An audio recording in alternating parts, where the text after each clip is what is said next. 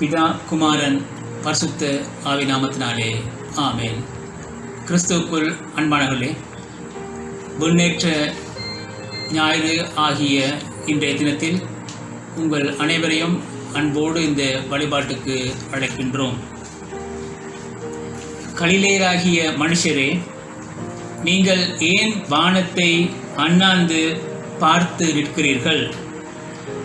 உங்களிடத்து நின்று வானத்துக்கு எடுத்துக்கொள்ளப்பட்ட இந்த இயேசுவானவர் எப்படி உங்கள் கண்களுக்கு முன்பாக வானத்துக்கு எழுந்தருளி போனாரோ அப்படியே மறுபடியும் வருவார் என்றார்கள்.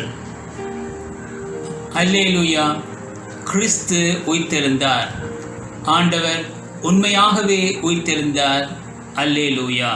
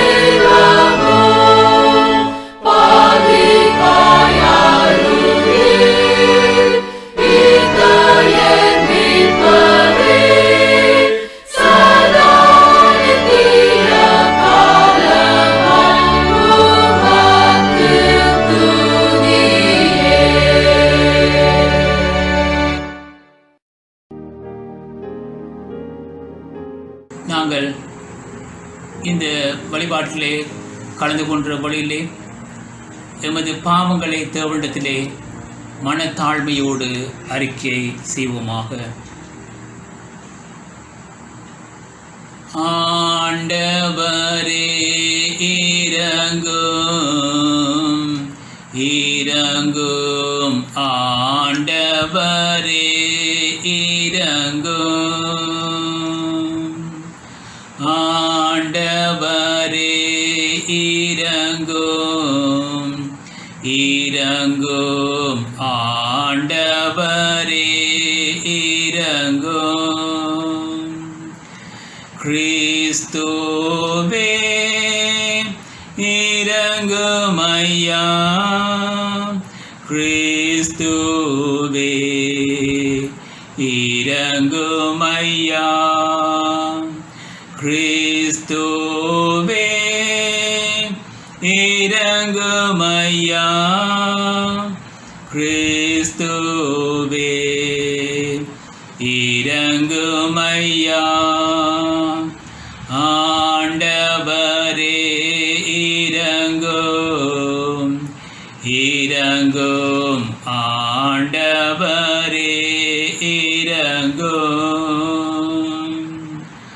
ஆண்டவரே இரங்கும், இரங்கும். ஆண்டவரே இரங்கும்.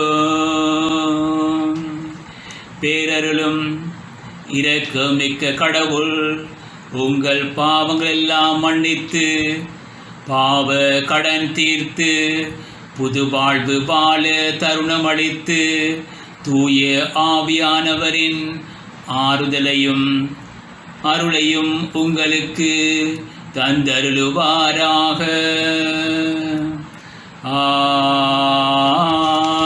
ஆமென். கர்த்தர் உங்களோடிருப்பாராக.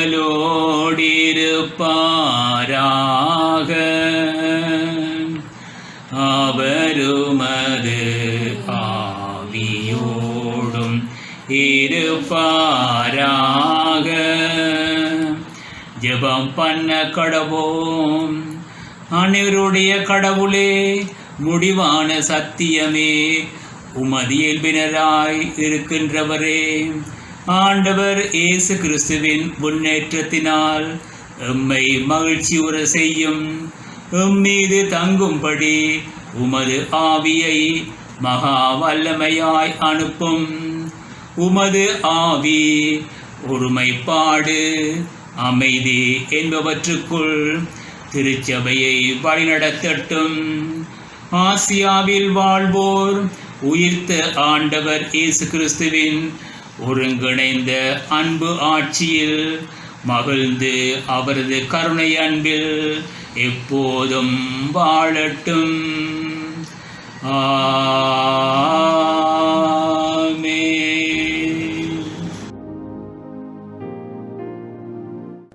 பாட்டுக்கு பதிலாக தெரிந்து கொள்ளப்பட்ட வேத பாடம் அப்போஸ்தலர் 1 அதிகாரம் 6 வசனம் முதல் 14 வசனம் வரை. அப்பொழுது கூடி வந்திருந்தவர்கள் அவரை நோக்கி, ஆண்டவரே, இக்காலத்திலா ராஜ்யத்தை இஸ்ரவேலுக்கு திரும்ப கொடுப்பீர்கள் என்று கேட்டார்கள்.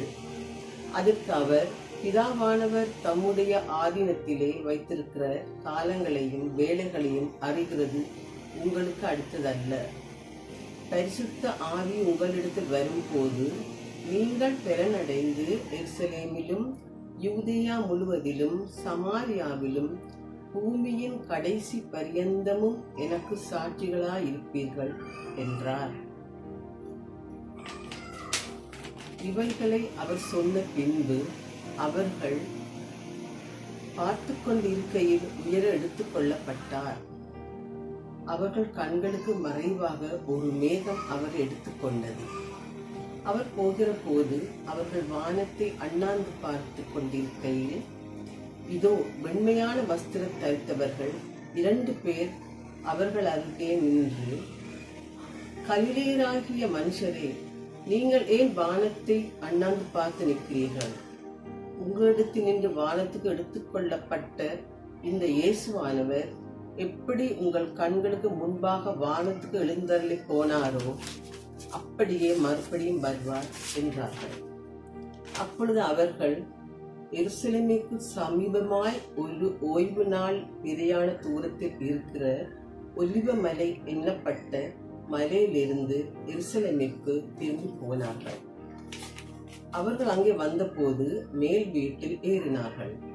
அதில் பேதுருவும் யாக்கோபும் யோவானும் அந்திரேயாவும் பிலிப்பும் தோமாவும் பர்த்தலோமேயும் மத்தேயும் அல்பேயுவின் குமாரனாகிய யாக்கோபும் சிலோத்தே எண்ணப்பட்ட சீமோனும் யாக்கோபின் சகோதரனாகிய யூதாவும் தங்கியிருந்தார்கள். அங்கே அவர்கள் எல்லாரும் ஸ்திரிகளோடும் இயேசுவின் தாயாராகிய மரியாளோடும் அவருடைய சகோதரரோடும் கூட ஒருமனப்பட்டு ஜெபத்திலும் வேண்டுதலிலும் தரித்திருந்தார்கள். இது கடவுளின் திருவார்த்தை. ராசா தலைவனுக்கு ஒப்பிக்கப்பட்ட தாவீதின் பாட்டாகிய சங்கீதம். தேவன் எழுந்தருள்வார், அவருடைய சத்துருக்கள் சிதறுண்டு, அவரை பகைக்கிறவர்கள் அவருக்கு முன்பாக ஓடிப்போவார்கள். புகை பறக்கப்படுவது போல அவர்கள் பறக்கப்படுவீர். மெழுகு அக்கினி முன் உருவது போல துன்மார்கள் தேவனுக்கு முன் அழிவார்கள். நீதிமான்களுக்கு தேவனுக்கு முன்பாக மகிழ்ந்து களி கூர்ந்து ஆனந்தம் சந்தோஷம் அடைவார்கள். தேவனை பாடி அவருடைய நாமத்தை தீர்க்கம் பண்ணுங்கள். வனாந்தரங்களில் ஏறுகிறவர்களுக்கு வழியை ஆயத்தப்படுத்துங்கள். அவருடைய நாமம் யெகோவாவிற்கு முன்பாக களி கூறுங்கள். தம்முடைய பரிசுத்த ஸ்தலத்துக்கு தேவன் திக்கற்ற பிள்ளைகளுக்கு தகப்பனும் விதவைகளுக்கு நியாயம் விசாரிக்கிறவனாயிருக்கிறார். தேவன் தனிமையானவர்களுக்கு வீடு வாசல் ஏற்படுத்தி கட்டுண்டவர்களை விடுதலையாக்கிறார். துரோகிகளோடு வறண்ட பூமியில் தங்குவார். தேவனே, நீர் உம்முடைய ஜனங்களுக்கு முன்பாக சென்று வனாந்தரத்தில் வெளியே நடந்து வருகையில் பூமி அதிர்ந்து தேவனாகிய உமக்கு முன்பாக வானம் பொழிந்தது. இஸ்ரவேலின் தேவனாயிருக்கின்ற தேவனுக்கு முன்பாக இந்த சீனாய் மலையும் அசைந்தது. தேவனே, சம்பூர்ண மழையாய் பெய்ய பண்ணுவீர். இழைத்து போன உமது சுதந்திரத்தை திடப்படுத்துவீர். உடைய மந்தை அதிலே தங்கியிருந்து தேவனுடைய உம்முடைய தலைமையில் ஏழைகளை பராமரிக்கிறார். பூமியின் ராஜாக்களே, தேவனை பாடி ஆண்டவரை தீர்க்கத்தனம் பண்ணுங்கள். ஆதி முதலாய் வனாந்தரங்கள் மேல் இருந்தடிக்கின்றவை பாடுங்கள். இதோ தமது சத்தத்தை பலத்த சத்தமாய் முழங்க பண்ணுகிறார். தேவனுடைய வல்லமையை பிரசித்தப்படுத்துங்கள். அவருடைய மகிமை இஸ்ரவேலின் மேல் அவருடைய வல்லமை மேக மண்டலங்களில் உள்ளது. தேவனே, உமது பரிசுத்த ஸ்தலங்களிலிருந்து பயங்கரமாய் விலகுகிறீர். இஸ்ரவேலின் தேவன் தம்முடைய ஜனங்களுக்கு பலனையும் தத்துவத்தையும் அருளுகிறார்.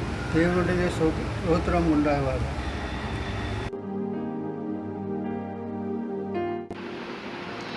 வாசிக்க வேண்டிய நிருப வாக்கியம் 1 பேதுரு 4 அதிகாரம் 12 வசனம் முதல் 14 வசனம் வரை, 5 அதிகாரம் 6 வசனம் முதல் 11 வசனம் வரை. அன்பானவர்களே, நீங்கள் அனுபவிக்கும் வேதனையான சோதனைகளை ஏதோ வினோதமான காரியம் நேரிடுகிறது என்று எண்ணி திகையாமல், கிறிஸ்துவின் மகிமை வெளிப்படும் போது நீங்கள் களி கூர்ந்து மகிழும்படியாக அவருடைய பாடுகளுக்கு நீங்கள் பங்காளிகளானதால் களிப்படையுங்கள். நீங்கள் கிறிஸ்துவின் நாமத்திற்காக நிந்திக்கப்பட்டால் ஆசீர்வதிக்கப்பட்டிருக்கிறீர்கள். ஏனென்றால் தேவனுடைய ஆவியாகிய மகிமையுள்ள ஆவியானவர் உங்கள் மேல் தங்கியிருக்கிறார். அவர்களாலே நிந்திக்கப்படுகிறார், உங்களாலே மகிமைப்படுகிறார். 5 அதிகாரம் 6 வசனம் தொடக்கம் 11 வரை. எனவே ஏற்ற காலத்திலே தேவன் உங்களை உயர்த்தும்படிக்கு அவருடைய பலத்த கைக்குள் உங்களை தாழ்த்துங்கள். அவர் உங்களை விசாரிக்கிறவரானபடியால் உங்கள் கவலைகளை எல்லாம் அவர் மேல் வைத்து விடுங்கள். சுய கட்டுப்பாட்டுடன் விழித்திருங்கள். ஏனெனில் உங்கள் எதிராளியாகிய பிசாசானவன் கெர்ச்சிக்கிற சிங்கம் போல் எவனையாவது விழுங்கலாம் என்று தேடித் திரிகிறான். விசுவாசத்தில் உறுதியாக இருந்து அவனுக்கு எதிர்த்து நில்லுங்கள். உலகெங்கிலும் உள்ள உங்கள் சகோதரர் இப்படிப்பட்ட பாடுகளை அனுபவித்து வருவதை அறிந்திருக்கிறீர்களே. கிறிஸ்து இயேசுவுக்குள் நம்மை தமது நித்திய மகிமைக்கு அழைத்தவராயிருக்கிற சகல கிருபையின் தேவன் தாமே நீங்கள் கொஞ்ச காலம் பாடனுபவித்த பிறகு உங்களை சீர்படுத்தி உறுதிப்படுத்தி பலப்படுத்தி உங்களை நிலைநிறுத்துவார். அவருக்கு மகிமையும் வல்லமையும் எந்நாளும் உண்டாயிருப்பதாக. ஆமென். இது ஆண்டவரின் திருவார்த்தை.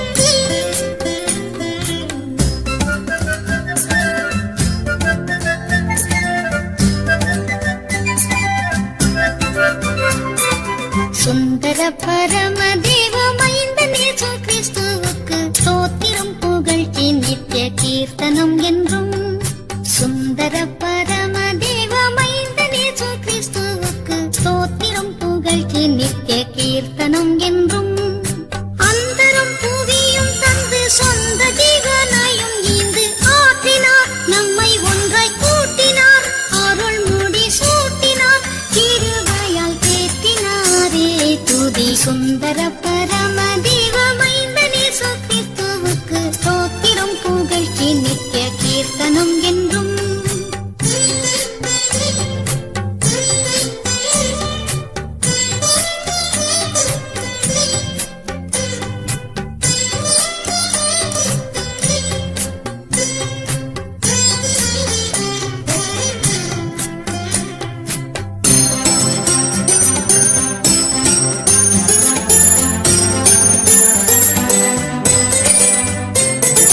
பாதக பாசாசால் வந்த தீதினும் பாவத்தால் நொந்த பாவிகளான நம்மை உசாவி மீட்டாரே வேத பிதாவுக்கு உகந்த ஜாதியாக கூட்ட வந்த மேசியாவை பற்றும் விசுவாச விட்டாரே கோதனுகா நீதி பரன் பாதமதின் ஆதரவில் கூடுங்கள் பாவத்துயர் போடுங்கள் ஜெயத்தை கொண்டாடுங்கள் துதி சொல்லி பாடுங்கள் பாடுங்கள் என்றும் சுந்தர பரம தேவமைந்தன் இயேசு கிறிஸ்துவுக்கு ஸ்தோத்திரம் புகழ்ச்சி நித்திய கீர்த்தனம் என்றும்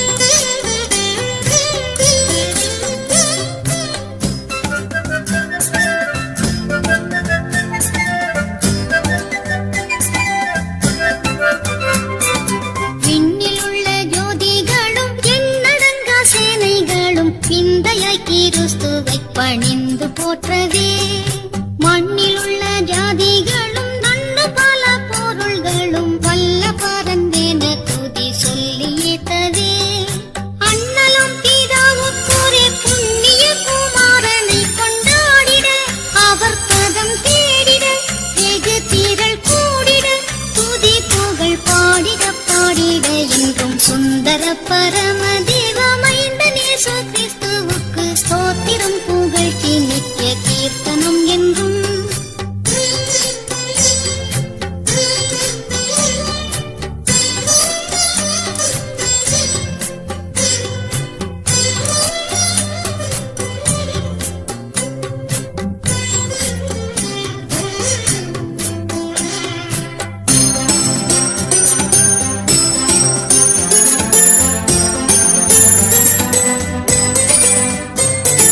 சத்திய தரசர்களும் வித்தக பெரியார்களும் சங்கத்தோர்களும் கிருபை தங்கி வாழவே எத்திசை மனிதர்களும் பக்தர் விசுவாசிகளும் ஏகமேகும் சமாதானமாக வாழவே உத்தம போதகர்களும் சத்திய திரு சபைகளும் உயர்ந்து வாழத்தியும் பயந்து வாழ மிக நயந்து கிறிஸ்துவுக்கு ஜெயந்தான் நயந்தான் என்றும் சுந்தர பரம தேவமைந்தன் இயேசு கிறிஸ்துவுக்கு ஸ்தோத்திரம் புகழ்ச்சி நித்திய கீர்த்தனம் என்றும் சுந்தர பரம தேவமைந்தன் இயேசு கிறிஸ்துவுக்கு ஸ்தோத்திரம் புகழ்ச்சி நித்திய கீர்த்தனம் என்றும்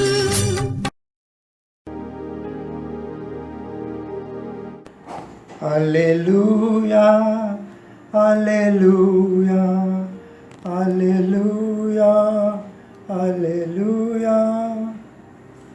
தூய யோவான் எழுதின நற்செய்தி 17ஆம் அதிகாரம் 1ஆம் வசனம் முதல் அடங்கியுள்ள நற்செய்தியை கேளுங்கள். ஆண்டவரே உமக்கே மாட்சி உண்டாவதாக. இயேசு இவைகளை சொன்ன பின்பு தன்னுடைய கண்களை வானத்துக்கு ஏறெடுத்து, பிதாவே, வேலை வந்தது. நீர் உம்முடைய குமாரனுக்கு தந்தருளின யாவருக்கும் அவர் நித்திய ஜீவனை கொடுக்கும் பொருட்டு மாம்சமான யாவர் மேலும் நீர் அவருக்கு அதிகாரம் கொடுத்தபடியே உம்முடைய குமாரன் உம்மை மகிமைப்படுத்தும் படிக்கு நீர் உம்முடைய குமாரனை மகிமைப்படுத்தும். ஒன்றான மெய்த்தேவனாய உம்மையும் நீர் அனுப்பினவராய இயேசு கிறிஸ்துவையும் அறிவதே நித்திய ஜீவன். பூமியிலே நான் உம்மை மகிமைப்படுத்தினேன். நான் செய்யும்படி நீர் எனக்கு நியமித்த கிரியை செய்து முடித்தேன்.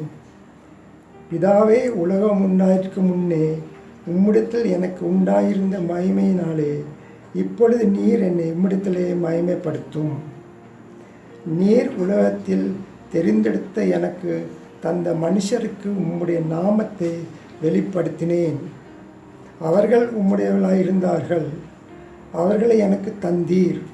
அவர்கள் உம்முடைய வசனத்தை கை கொண்டிருக்கிறார்கள். நீர் எனக்கு தந்தவர்கள் எல்லாம் உம்மாலே உண்டாயிற்று என்று இப்பொழுது அறிந்திருக்கிறார்கள். நீர் எனக்கு கொடுத்த வார்த்தைகளை நான் அவருக்கு கொடுத்தேன்.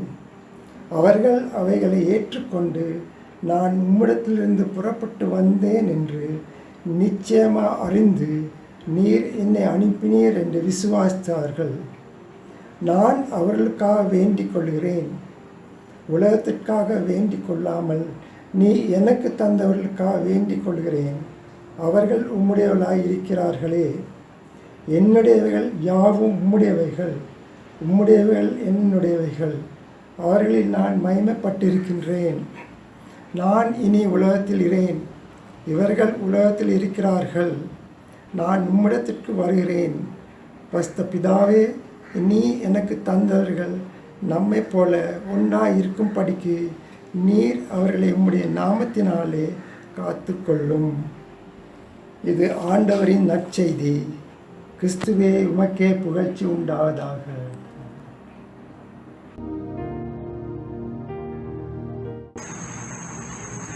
கிறிஸ்துவுக்குள் அன்பானவர்களே, இயேசு தனது ஆசையை இன்றைய நற்செய்தியிலே தெளிவாக வெளிப்படுத்துகின்றார். அவரும் பரமபிதாவும் ஒன்றாக இருப்பது போல நாம் அனைவரும் ஒன்றாக வாழ வேண்டும் என இயேசு விரும்புகின்றார். இயேசுவின் இதய உணர்வுகளை புரிந்து கொண்ட அவருடைய சீஷர்கள் எவ்வாறு மரியாளோடு இணைந்து ஒரே மனத்தோராய் ஜெபத்தில் ஆழ்ந்திருந்தார்கள் என்பதை முதல் வாசகம் தெரியப்படுத்துகிறது. ஒற்றுமை, இது கிறிஸ்தவ மறையின் உயிர் நாடி.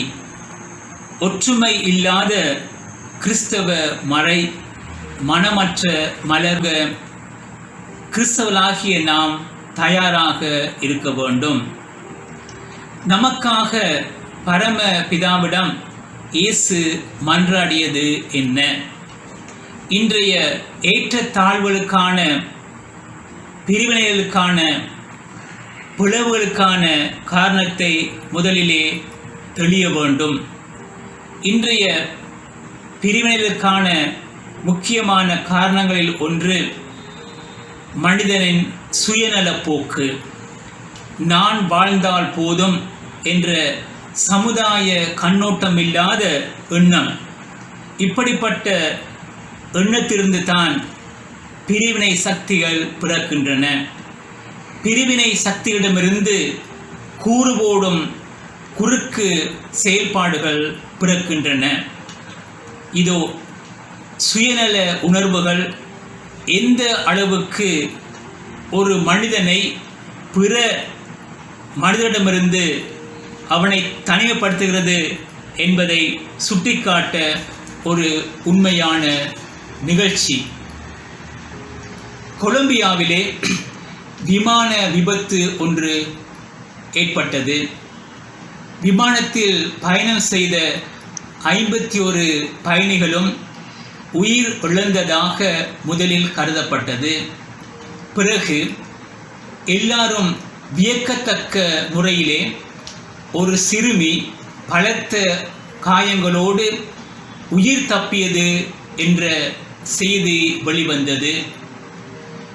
எரிக்கோ டெல்காடோ என்ற 9 வயது சிறுமியின் தாய், தந்தை, சகோதரன் ஆகியோர் விபத்திலே உயிரிழந்தனர். ஆனாலும் கூட பலத்த காயங்களால் பாதிக்கப்பட்ட சிறுமி உயிர் பிழைக்க வேண்டுமென்று கொலம்பியா நாட்டு மக்கள் ஒரு வாரம் பிரார்த்தனை செய்தனர். அந்த வழியிலே சிறுமியின் நினைவு திரும்பியது. நினைவு திரும்பியதும் சிறுமி எரிக்கோ கூறிய ஒரு தகவல் அனைவரின் மனதையும் வாட்டியது. நான் அடிபட்டு பாறைகள் நிறைந்த கடல் பகுதியில் விழுந்து கிடந்த பொழுது என்னை காப்பாற்றுங்கள் என்று கதறினேன். அந்த நிலையிலே ஒருவர் வந்து எனது கழுத்தில் இருந்த தங்க செயினை பிடுங்கி சென்று விட்டார். தயவு செய்து அந்த செயினை திருப்பிக் கொடுங்கள், எனது குடும்ப சொத்தாக அந்த செயின் மாத்திரம்தான் என்னிடத்தில் இருக்கிறது என்று சொன்னால் அந்த சிறுமி. பிளவு என்பது மனிதர்கள் நடுவே ஏற்படும் ஒரு புரை. இது ஒரு நோய். இந்த நோய் மனிதத்தின் முன்னால் படைப்பு பொருளை வைப்பதால் ஏற்படும் ஒரு பாதிப்பு. ஒருவன் பாசத்திற்கு முன்னால் பணத்தையும், பரிவிற்கு முன்னால் பதவியையும், அன்புக்கு முன்னால் அழகையும், மனிதத்திற்கு முன்னால் மதிப்பையும் வைத்தால் அவன் இருக்கும் இடத்திலே பிரிவு என்னும் நோய் நடனமாடத் துவங்கும். ஒற்றுமை எப்பொழுதுமே ஓரளவு தியாகத்தை அதை விரும்புவரிடமிருந்து எதிர்பார்க்கும். கணவனும் மனைவியும் ஒற்றுமையோடு வாழ நினைத்தால் அவர்கள் ஒருவருக்கொருவர் தியாகம் செய்ய முன்வர வேண்டும். பெற்றோர்கள், பிள்ளைகள், ஆசிரியர்கள், மாணவர்கள், தலைவர்கள், தொண்டர்கள் இவரெல்லாம் தியாகம் செய்யாமல் ஒற்றுமையாக வாழ்ந்துவிட முடியாது. ஒற்றுமையின் விலை என்ன? ஒற்றுமைக்காக சில சமயம் நாம் சமுதாயத்தால் தூற்றப்படலாம், துரத்தப்படலாம், துன்புறுத்தப்படலாம், நம்மை சுற்றியுள்ளவர்கள் மீது வசை மாறி பொழியலாம். ஆனால் இப்படிப்பட்ட துன்பங்கள் என்னும் தீப்பொறிகளால் ஒற்றுமை என்னும் தங்கம் தூய்மையாக்கப்படுமே ஒழிய ஒருபோதும் அழிவுறாது. ஆகவே நாங்களும் ஒற்றுமையை தரித்து ஆண்டவர் எங்களிடமிருந்து எதிர்பார்க்கின்ற இன்றைய நாளுக்குரிய நற்செய்தி செம்பொருளே கூர்ந்து அதன்படி வாழ எங்களை ஆண்டவருக்கு அர்ப்பணிப்போமாக. அன்பின் வாழ்க்கை வாழ்வோமாக. ஆமேன்.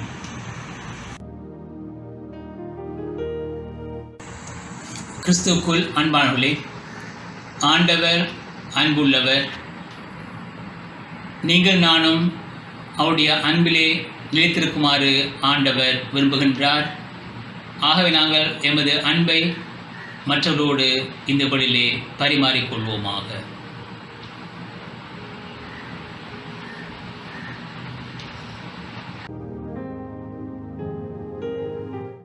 எங்களை நேசித்து நடத்துகிற நல்ல தகப்பனே, அப்படிமா அந்த மனோரம்யமான இந்த காலை பொழுதுக்காக நன்றி சுவாமி. இம்மட்டுமான எங்களோடு கூட இருந்து கத்தாவை இந்த நல்ல நாளை தந்தீர் சுவாமி. இந்த நாளிலும் நாங்கள் உண்மை மகிமைப்படுத்தத்தக்கதாகவும் சுவாமி என்னை போற்றி துதிக்கத்தக்கதாக நீ தந்த கிருபைக்காக நன்றி ராஜா. எத்தனையோ காலங்களில் இந்த நேரங்களில் எங்களோடு கூட இருந்து சுவாமி இந்த நல்ல நாளை எங்களுக்கு தீவாக தந்தபடியாக நமக்கு நன்றி கத்தாவே.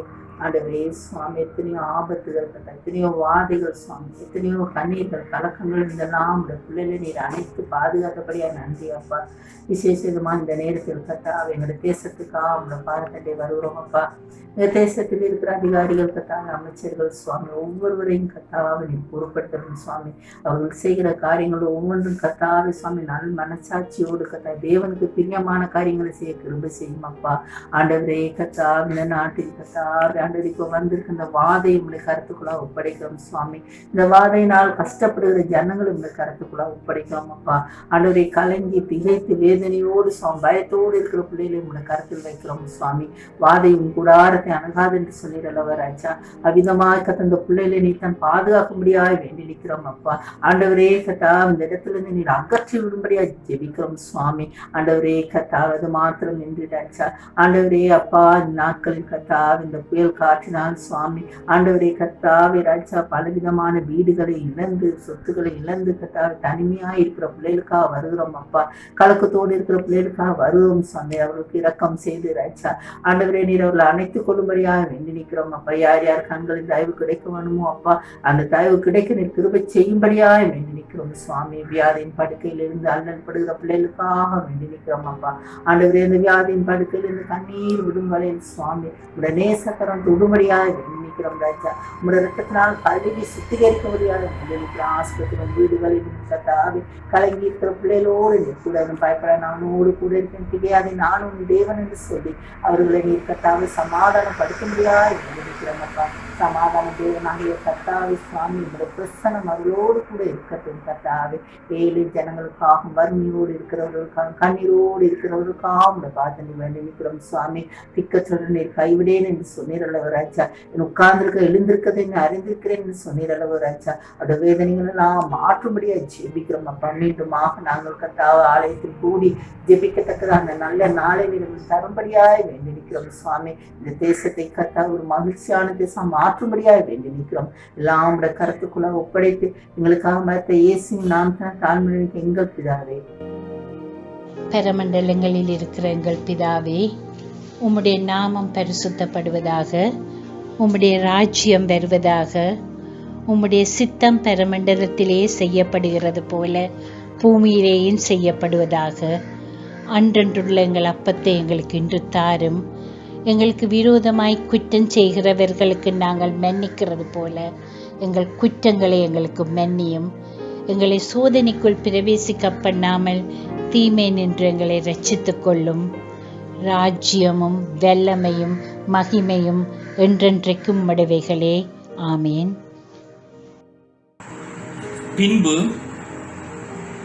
அவர் அவர்களை நோக்கி, நீங்கள் உலகமெங்கும் போய் சர்வ சிருஷ்டிக்கும் சுவிசேஷத்தை பிரசங்கிங்கள் என்றார். அறிவெல்லாம் கடந்த கடவுளின் சமாதானம் உங்கள் மனமெல்லாம் நிறையட்டும். கடவுளையும் அவர் மைந்தன் இயேசு கிறிஸ்துவையும் பற்றிய அறிவிலும் அன்பிலும் அது உங்களை நிலை கொள்ள செய்யட்டும். தந்தை, மைந்தன், புனித ஆவியானவராகிய அனைத்து வல்ல கடவுளின் ஆசி எப்போதும் உங்களோடு இருப்பதாக.